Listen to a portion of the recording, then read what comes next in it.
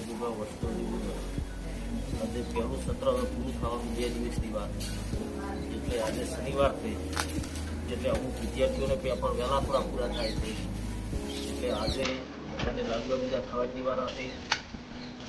તો પૂરા થવા એટલે